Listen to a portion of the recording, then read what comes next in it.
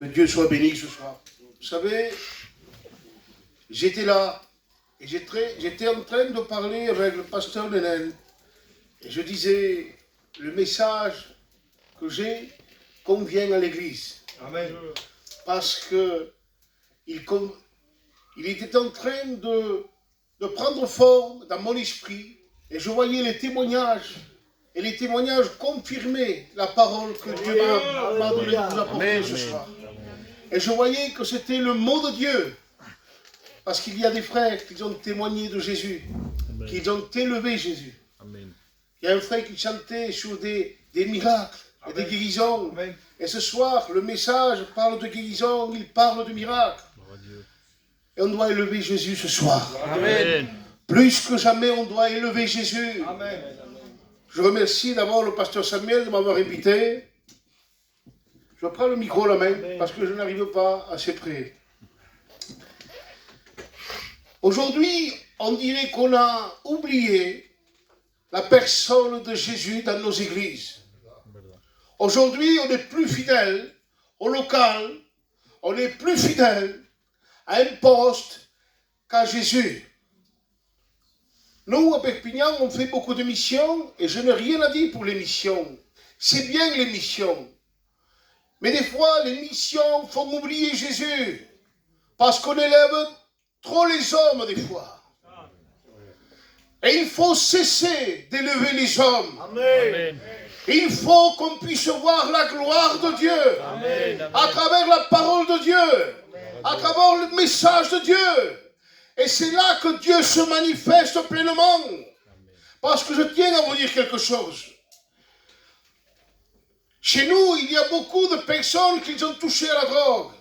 Beaucoup de personnes sont toxicomanes. Et il y a des personnes qui sont délivrées aujourd'hui. Parce qu'ils ont goûté à la grâce de Dieu. Amen. Mais si on pourrait parler avec ces personnes, et si on pourrait poser une question, on dirait à ces personnes, qui c'est qui t'a délivré? Une chaise, un local, un pasteur, ou une église, ou Jésus? Il te dirait, c'est Jésus. Amen. Alors il faut donner de l'importance à Jésus. Amen. Arrêtons de donner de l'importance aux choses matérielles. Ce soir, on va parler de Jésus. Amen. Parce que Jésus, c'est une délivrance pour l'homme. Alléluia. Dans l'évangile de Matthieu, chapitre 13, du premier verset, regardez, on va faire une petite lecture ensemble. Ce même jour, Jésus sortit de la maison et il s'assit au bord de la mer. Une grande foule s'étant assemblée auprès de lui. Que Dieu soit béni. Amen. Jésus attirait les foules parce que Jésus avait une grande renommée. Que bien. Parce que Jésus avait une puissance avec lui. Alléluia. C'était le Saint-Esprit qui l'accompagnait. Amen. Et il faisait des miracles. Il faisait des guérisons. Et les gens de cette époque-là, ils savaient où aller. Ils n'allaient pas n'importe où. Ils avaient la loi des pharisiens. Ils avaient la loi de Dieu pourtant. Ils avaient des hommes qui connaissaient la Torah. Mais ils ne s'approchaient pas d'eux. Ils s'approchaient de Jésus. Amen. Parce que Jésus les attirait. Parce que Jésus c'est un trésor pour l'être humain. Et au milieu de ce trésor, il y a des perles de Dieu. Amen. Et ces perles de Dieu, vous savez ce qu'elles font? Elles sont réservées à l'être humain pour bénir l'être humain. Et la Bible nous parle d'une perle de grand prix. Oui. La perle de grand prix, c'est Jésus. Amen. Parce que sans Jésus, on ne peut pas changer. Si tu ne t'approches pas de Jésus, tu ne pourras jamais changer. Jésus, c'est ta délivrance. Tu es attaché avec le péché, le seul qui peut te libérer, c'est Jésus. Que bien. La perle de grand prix, elle a un nom. Elle s'appelle le Christ. Amen. Et le Christ libère de tout péché. Sans lui, on est incapable. On est trop attaché au monde. Notre chair est attachée au monde. Cette perle de grand prix, on la voit dans Jean 3,16. Muy bien. Car Dieu a tant aimé le monde qu'il a donné son Fils unique, afin que quiconque croit ne périsse point, mais qu'il ait la vie éternelle. Amen. Aujourd'hui, je m'approche de Dieu. Mais comment je m'approche de Dieu? Je dois m'approcher de Dieu avec la foi dans mon cœur. Amen. Comme ces hommes qui se sont approchés de Jésus. Ils avaient la foi dans leur cœur. Alléluia. Sans la foi, tu ne peux pas être béni. C'est la foi qui produit la bénédiction. Venir dans l'église de Dieu, c'est quelque chose de bien. Mais si tu n'as pas la foi, tu ne peux pas être béni. Tu ne pourras jamais rencontrer Jésus. La Bible dit que la foi te permettra de voir la gloire de Dieu. Amen. Voir la gloire de Dieu, c'est parler de Jésus. C'est Jésus lui-même. On a fait des expériences, nous. On s'est convertis. Et à un moment donné, on a suivi Jésus. Et Jésus nous parle. Jésus, c'est quelqu'un de vivant. Jésus, c'est quelqu'un qui te conseille tous les jours. C'est quelqu'un, comment il te dit comment marcher, comment le suivre. Tu as un problème, tu vas éviter ce problème. Mais comment qu'il fait? Il te communique les pensées par le moyen du Saint-Esprit. Amen. Et pour cela, il faut être converti. Il faut recevoir le Fils de Dieu dans nos cœurs. Il faut recevoir le Fils de Dieu dans nos vies. Sans le Fils, il n'y a pas de vie. Aujourd'hui, dans l'Église de Dieu, on manque d'avoir le Fils dans nos cœurs. Sans le Fils de Dieu, il n'y a pas de salut. Sans le Fils de Dieu, on manquera un retour. Tout le monde veut participer au retour de Jésus. Tout le monde voudra monter sur les nuées du ciel. Mais si tu ne viens pas devant Jésus, si tu n'as pas un dialogue avec lui, tu ne pourras jamais y monter. Il venait des hommes par centaines, des boiteux, des lépreux, des aveugles. Mais je bénis Dieu, parce que Jésus avait un plan pour eux, comme il a un plan pour toi ce soir. Je ne connais pas ton problème, je ne connais pas ta maladie, je ne suis pas Dieu, je ne peux pas voir ton cœur, mais Dieu voit ton cœur, Dieu voit ton besoin, Dieu voit ta nécessité.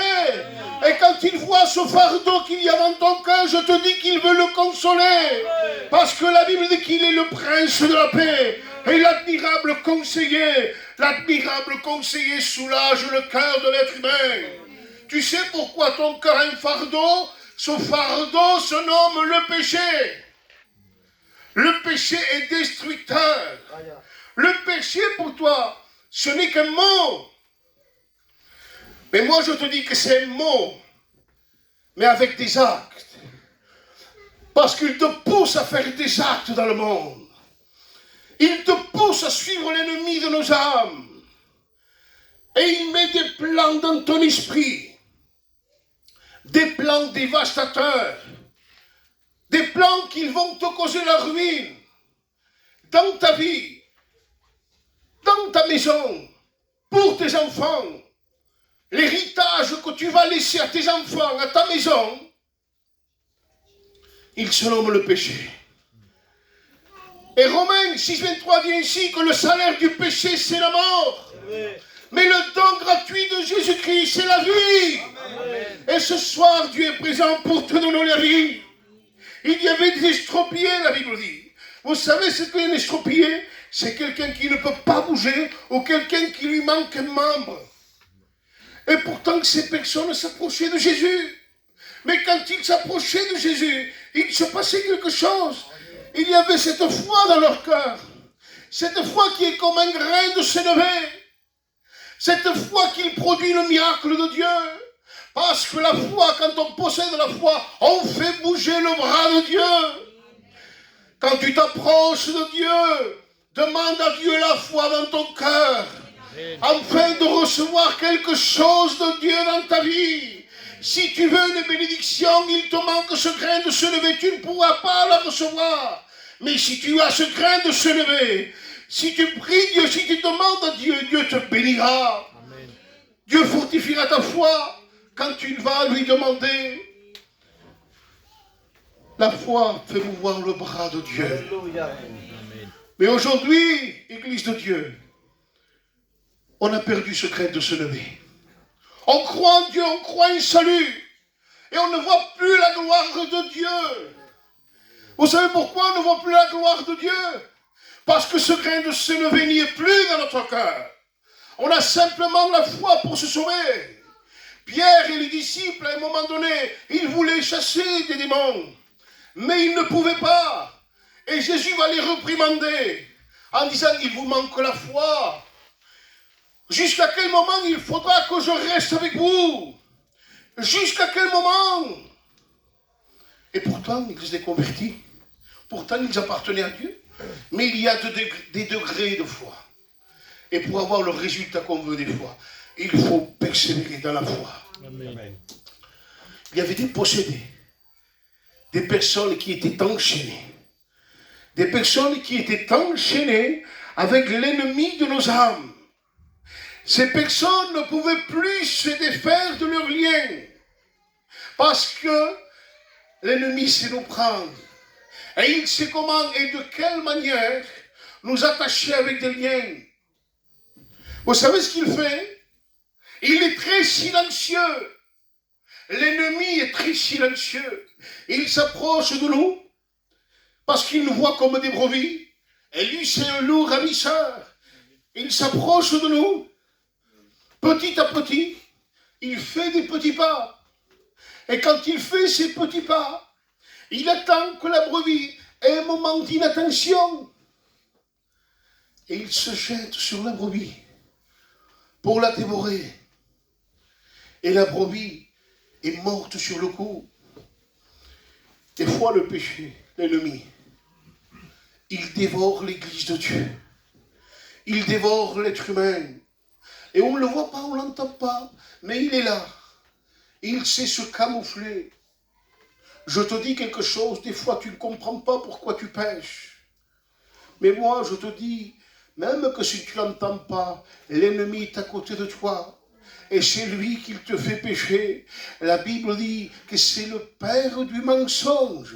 La Bible dit que c'est lui qui a enfanté le péché dans le ciel. Il est le créateur du péché. Vous savez, Dieu n'a jamais créé Satan.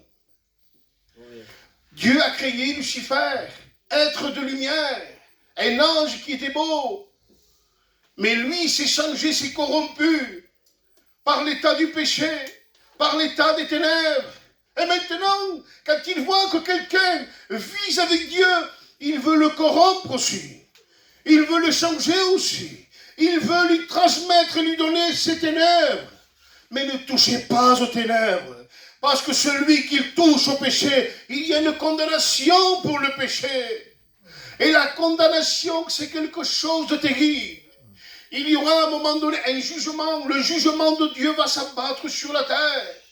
Et quand le jugement de Dieu s'abat sur la terre, il va juger toutes les nations. Et l'homme qui n'aura pas Jésus dans son cœur, cet homme-là sera destiné à une destination perdue pour l'enfer. L'Église de Dieu et le plan de Jésus, ce soir nous sommes là pour éviter ce cas. On doit éviter à tout prix l'enfer, on doit éviter le jugement de Dieu. Parce que la colère de l'agneau, elle va s'abattre sur la terre. Vous permettez que je boive pas d'eau?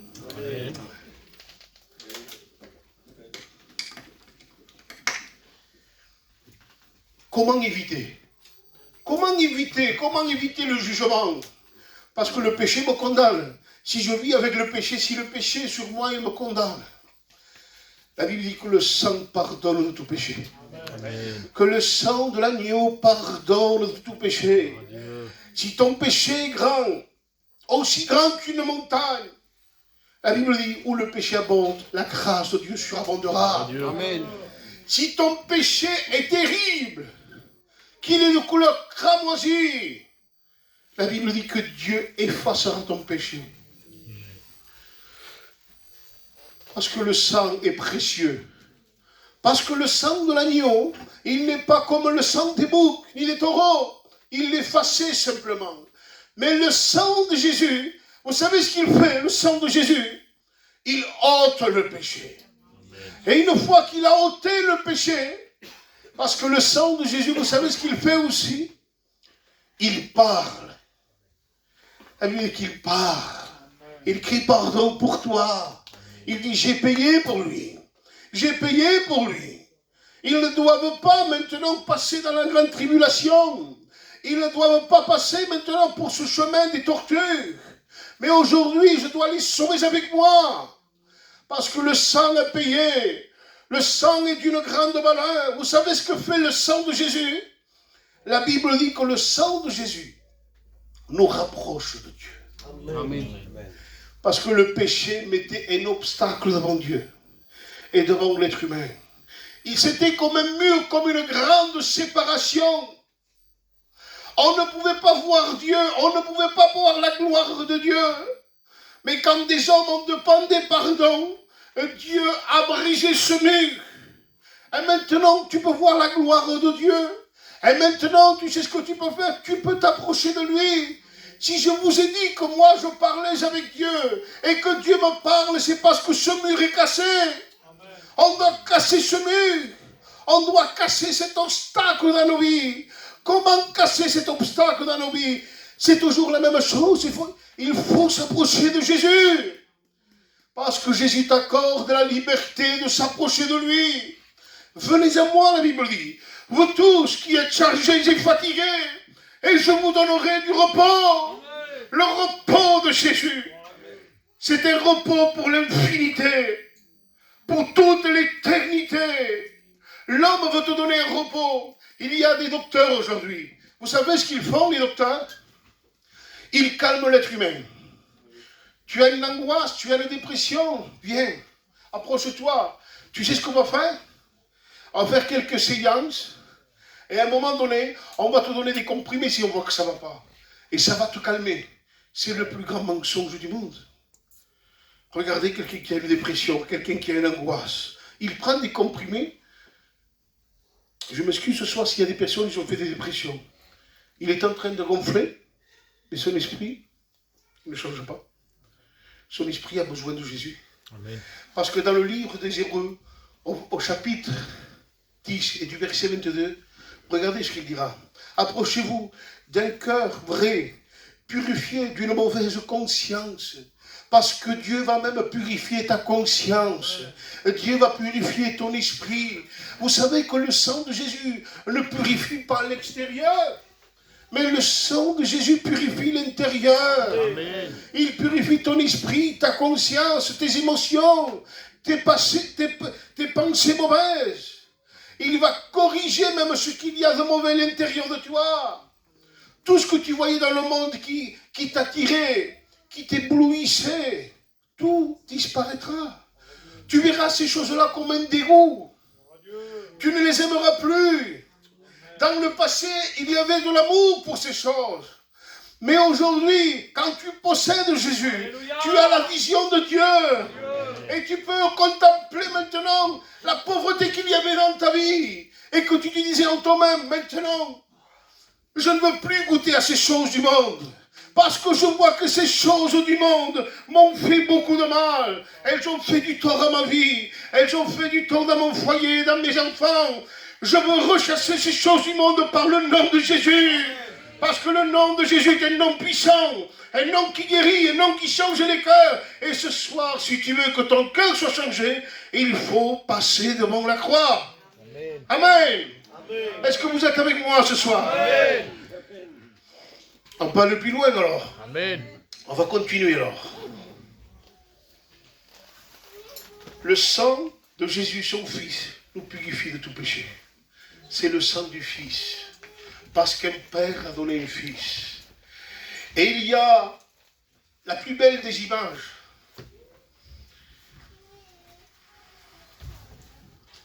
Vous savez quelle c'est la plus belle des images? Pourquoi chaque rendez-vous d'être humain, à la fin d'une évangélisation, on les invite à la croix? À chaque fois, c'est comme ça. Parce que le pardon est devant la croix. Dans Luc chapitre 23 et du verset 24, Père, pardonne-leur, car ils ne savent pas ce qu'ils font. Il priait pour les inconvertis. La bouche du Fils de Dieu s'est ouverte et elle a commencé à se manifester. Et qu'est-ce qu'elle disait, la bouche de Jésus? La bouche de Jésus sur la croix de Golgotha, elle était en train de crier un mot. Et ce mot était « Père, pardonne-leur ». Il priait pour le peuple de Dieu. Il priait pour l'humanité en disant « Père, pardonne-leur ». Il nous a démontré une image que sur la croix, il y a le cri du pardon. Amen. Le cri du pardon. Mais comme il a prié pour ces hommes, il prie aussi pour toi. Cette prière est pour toi. En te disant, d'abord la croix. Le pardon est pour toi. Parce que ma vie, je l'ai payée moi pour toi. Ta vie, moi je l'ai payée pour toi. Et maintenant que je suis sur la croix, c'est à cause de toi. C'est à cause de toi si je suis sur la croix. À cause de tes condamnations. À cause de ton péché. La seule chose que je peux te dire ce soir, c'est de venir devant la croix. Et de demander pardon à Dieu. Amen, amen. Il y a un homme qui a su prendre un bon choix. Un homme qui se trouvait sur la croix. Cet homme, c'était le brigand. Ce brigand, c'était quelqu'un qui vivait dans le pays des Juifs, dans le pays d'Israël. Il avait toute la connaissance de l'histoire de Moïse. Il connaissait la Torah, les 10 commandements. Mais pourtant, il a été condamné. Pourtant, on le retrouve sur la croix. Et si moi, je pourrais parler à cet homme, qu'est-ce qu'il t'a poussé à venir là-dessus? Qu'est-ce qu'il t'a poussé à venir sur la croix? Tu avais les prophètes, tu avais la Torah, tu avais tout ce qu'il fallait pour t'écarter du mal. Il y avait une bête en moi qui était plus forte que moi. Parce que le péché est plus fort que vous. Et cet homme comprend qu'il était point de mourir. Cet homme comprend que dans sa vie maintenant, il lui manquait quelques heures. Et qu'à côté de lui, il se trouvait la vie. Et devant Jésus, le Fils de Dieu, cet homme va commencer à parler. Il a eu la plus belle de toutes les réunions. Il a eu sa réunion avec le Fils de Dieu. Amen. Les derniers instants de Jésus ont été pour lui. Le cri du pardon, le dernier cri du pardon a été pour lui. Le ticket de rentrer dans le royaume des cieux, le brigand l'a pris avant que Jésus s'éteigne. Parce qu'il voulait rentrer dans le ciel. Parce qu'il comprend qu'en réalité, le ciel était fait pour lui parce que Jésus l'avait invité à venir. Il comprend que le monde n'est pas fait pour nous. Le monde n'est pas fait pour toi. Le monde et tout ce qu'il y a dans le monde maintenant est réservé à la destruction. Pour toi, il y a un ciel. Et le brigand voulait rentrer dans le ciel. Alors il va parler avec Jésus. Il va dire quelques mots avec Jésus. Les mots qu'a eu le brigand ont été simples. Mais comme dira le livre d'Éphésiens, approchez-vous de lui avec un cœur vrai. Amen. Le brigand était vrai devant lui. Parce qu'il voyait qu'il devait se perdre maintenant. Il voyait qu'il était en train de mourir. Et il n'y a pas plus vrai que cet instant. Parce qu'on touche à la réalité. Il était en train de sentir que son corps partait.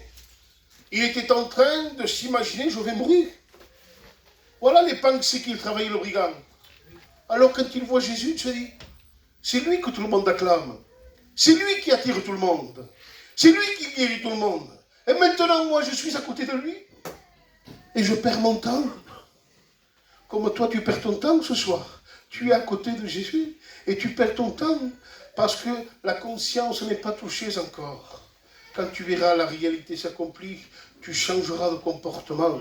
C'est pour ça que la sœur a mis un an pour se convertir. Parce que des fois, la conscience n'est pas touchée. Mais à un moment donné, quand la conscience est touchée, quand on touche à quelque chose de fort, à la maladie, à la mort, notre conscience est touchée. Et cet homme, le brigand, sa conscience a été touchée. À un tel point qu'ils étaient deux. Et l'un et l'autre, il y en avait un qui insultait Jésus. Mais le comportement du brigand va changer en disant, moi et toi, nous sommes coupables.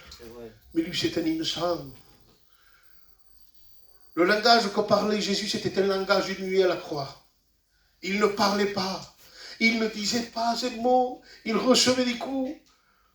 Afin que le pardon de l'humanité soit fait. Et un jour, un ancien de chez nous a dit ces paroles. Tu sais pourquoi il n'a pas parlé, il n'a pas répondu? Et pourquoi il ne tournait pas le visage? Parce qu'il aurait pensé qu'il ne les aimait pas. Et avant, pour eux, ça aurait été une torture de penser que le Fils de Dieu s'est révolté contre eux. De penser que le Fils de Dieu a détourné le regard d'eux. Alors le regard de Christ était toujours fixé sur eux. En disant, mon amour ne changera pas. Mon amour pour toi est toujours le même. Le pardon est aussi fort pour toi. C'est ça l'amour de Dieu. L'être humain aurait riposté, mais pas Jésus. Jésus, son pardon est vrai. Et il regardait ce brigand. Il ne se détournait pas du regard du brigand. Il parlait avec lui. Et lui a dit ces paroles. Aujourd'hui même, je te le dis. Tu seras avec moi dans le royaume des cieux. Amen. Alléluia. La croix nous apporte au paradis. Jean 10, verset 9 dit ainsi. Après la croix, il y a les verts pâturages. Pourquoi les verts pâturages? Parce que les verts pâturages sont réservés aux brebis. On rentre quand on devient une brebis. Et cet homme, en acceptant Jésus, est devenu une brebis. Il est rentré dans le ciel avec Jésus. Pourtant, cet homme, c'était un brigand. Cet homme avait fait beaucoup de péchés. À l'époque, pour s'appeler brigand, vous savez ce qu'il fallait faire? Il fallait faire un meurtre. Je l'ai étudié, pourquoi on appelait ces hommes brigands. Il fallait tuer des gens, faire des assassinats. Mais Jésus n'a pas regardé le péché de cet homme. Il ne l'a pas condamné. Alors, si tu veux t'approcher de Dieu, Dieu ne condamne pas ton péché. Amen. Que tu sois un voleur, un meurtrier, un brigand. Je mets le plus grand péché pour que ton péché, à côté, il soit petit. Saisis la grâce de Dieu. Amen. Il vient un temps où on touche les temps de la fin. La prophétie est en train de s'accomplir. Et il y a des prophéties que maintenant que la parole de Dieu sont en train de se mettre en marche. Elles sont en train d'éclater. Nous voyons quoi? Nous voyons des bruits de guerre. Nous entendons des bruits de guerre. Et la Bible dit, quand vous verrez ces choses-là, ce n'est pas encore la fin. Mais c'est en train de s'accomplir. Les prophéties sont en train de s'accomplir. Si Dieu fait éclater ces prophéties, c'est enfin que le peuple de Dieu et tous nos amis qui sont là puissent reconnaître que la parole de Dieu est vraie. Et que la parole de Dieu s'accomplit. Que nous ne sommes pas là ce soir pour jouer la comédie. Que nous ne sommes pas là ce soir pour passer un simple moment. Mais que nous sommes là ce soir parce qu'on est des hommes et des femmes qui voient la réalité de Dieu. Église de Dieu, on a besoin de prier. On a besoin de lire. On a besoin de s'approcher de Dieu. On a besoin de s'approcher de Jésus. Oublions tout ce qui est mission. Oublions l'image de l'homme. Concentrons-nous sur l'image du Fils de Dieu. Amen. Et toi qui n'as pas fait la paix avec Dieu, tu dois faire quelque chose ce soir. Tu dois accepter le Fils de Dieu. Le brigand a accepté le Fils de Dieu. Alors tu dois accepter le Fils de Dieu. Malgré ton état. Ce soir, on va faire quelque chose. On va enlever. Parce que des fois, vous savez que chez notre peuple, chez les gitans, il y a beaucoup de timidité. Et on est en train de se regarder les uns et les autres en disant, est-ce qu'il va lever la main? Et si je lève la main, qu'est-ce qui va se passer? Est-ce qu'il y a une timidité? Est-ce qu'il y a une honte? Et peut-être je lèverai la main pour rien, parce que mon cœur ne sera pas changé. Alors les gens, qu'est-ce qu'ils vont dire après s'ils me voient dehors, en train de fumer une cigarette, en train de boire? Mais toutes ces pensées sont des pensées qui viennent de l'extérieur, qui ne sont pas les pensées de Dieu. Aujourd'hui, on ne te demande pas de penser. Aujourd'hui, on te demande de venir devant Jésus. Amen. Et tu verras que le changement, si tu reçois le Fils de Dieu, s'il y a ce déclencheur en toi, que tu réalises, que tu regardes au miroir de la parole de Dieu et tu vois ton état, tu verras que tu vas te dire, j'ai besoin de Dieu. Je n'ai pas besoin de ce qui va penser la personne qui est à côté de moi. J'ai besoin de penser à Jésus. J'ai besoin de faire rentrer Jésus dans ma vie. J'ai besoin de faire Jésus dans ma maison. Il faut qu'il rentre dans ta maison. Il faut qu'il rentre dans ton foyer. Et pour ce changement, il faut parler avec lui. Alors ce soir, vous savez ce qu'on va faire? Quelque chose de simple. On va parler avec lui. On va prier à Jésus. On va faire un court moment d'appel. On va vous présenter devant Dieu ce soir. Et on va dire devant Dieu, tu vois, Seigneur, qu'il y a un peuple qui est en train d'attendre ton rendez-vous, parce que vous êtes là ce soir, accordé par le Saint-Esprit. C'est le Saint-Esprit qui vous a accordé de venir là. Et vous êtes au rendez-vous de Jésus ce soir. Ce soir, mon ami, que tu es là peut-être, tu as souvent goûté aux réunions, mais tu n'as jamais goûté au Fils de Dieu. Ce soir, je t'invite à pouvoir t'approcher de lui. Et ce face à face avec Dieu, tu verras comment ta vie va changer. Tu verras comment tu vas te transformer. Il y aura une transformation en toi qui s'appelle la nouvelle naissance. Cette nouvelle naissance va produire des fruits qui sont l'amour, la paix, la bonté. Ce sont la joie, la fidélité, la tempérance de Dieu, parce que le caractère de l'agneau, c'est un caractère de douceur. Et quand il va venir auprès de toi, il va te caresser, il va te conseiller, il va te parler, parce que Jésus te tient avec un cordage d'amour. L'ennemi te tient avec une chaîne liée, il te fait du mal. Lui, il te tient avec un cordage d'amour, et il te dit, approche-toi de moi, parce que je veux ton bien ce soir. Parce que je veux que ce soir tu prennes la bonne décision. Le monde est dur. C'est vrai qu'il est dur de s'approcher de Dieu des fois. Mais nous devons s'efforcer. Nous devons faire un choix. Ce soir, celui qui veut vraiment rencontrer Jésus, qu'il lève sa main ce soir. Que Dieu soit béni. Que Dieu soit béni. Que Dieu soit béni. Que Dieu soit béni. Que Dieu soit béni pour ces mains qui se lèvent ce soir. Vous savez que Dieu ne regarde pas. Que Dieu soit béni. Parce que vous savez que Dieu ne regarde pas l'âge, que Dieu soit béni. Il y avait un petit enfant. Cet enfant s'appelait Samuel. Samuel, celui qui a grandi dans la maison de l'Éternel. Et Dieu parla à Samuel. Il n'avait que 12 ans, mais Dieu parla à Samuel. Samuel. Et lui, il pensait que c'était Élie. Samuel. Il parlait avec lui. Tu peux être un enfant, tu peux être jeune, Dieu peut te parler. Tu seras mon serviteur. Dieu a des plans pour vous.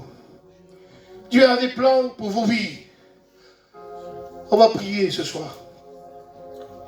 Est-ce que vous voulez prier avec moi? Amen. Église de Dieu, on prie ensemble. Est-ce que vous prierez mieux? Amen. On va prier ensemble. On va s'unir avec tous les pasteurs, avec tous les anciens de l'église, toutes les anciennes. Ce soir, je demande au peuple de Dieu d'intercéder afin de faire reculer Satan, afin de briser les œuvres du mal. On va appeler le Fils de Dieu ce soir. Et si on appelle le Fils, vous allez voir comment il va partir. Seigneur, nous te louons. Seigneur,